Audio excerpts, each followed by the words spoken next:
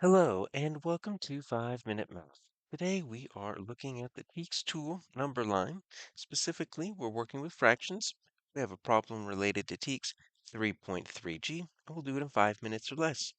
If you haven't done so already, please go ahead and take a moment to pause the video, work this problem out on your own, unpause it, and we will look at our answers together. So we have two different number lines. We have a point O marked on each line. We need to find something that's true about point O, and we need to be able to describe it. Well, we don't necessarily need to draw a number line because we actually have the number lines drawn for it. So we're going to draw on these number lines. Let's label these two fractions. Let's do that first. And so I'm going to count the number of spaces, and that's going to give me the denominator for each one. So I've got 1, 2, 3, 4 spaces. All right, so this is going to be in fourths. And what I'm going to do is I'm going to count the tick marks, right? So that's 0 fourths. This is 1 fourth, 2 fourths. This is 3 fourths. All right, so I've got 3 fourths. Let's do the same thing down here. 1, 2, 3, 4, 5, 6, 7, 8. All right, so these are eighths. And then I've got 0 8ths, 1 8th, 2 8ths, 3 8ths, 4 8ths, 5 8ths. All right, so point O is 6 8ths, 7 8ths, and then 8 8ths. Now you notice that these 2 points have the exact same letter. They're both point O, which means they've got to be the same, or else they would give us two different letters. They would have point O and point P.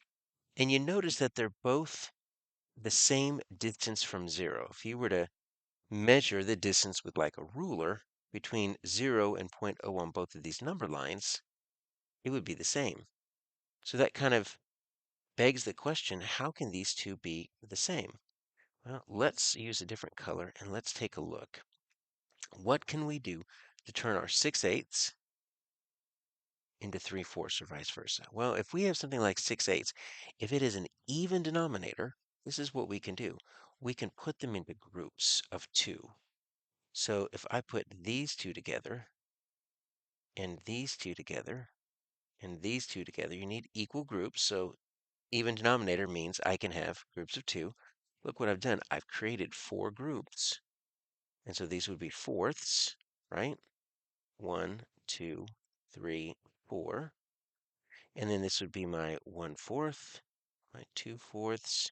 And look, it's my 3 4ths right there.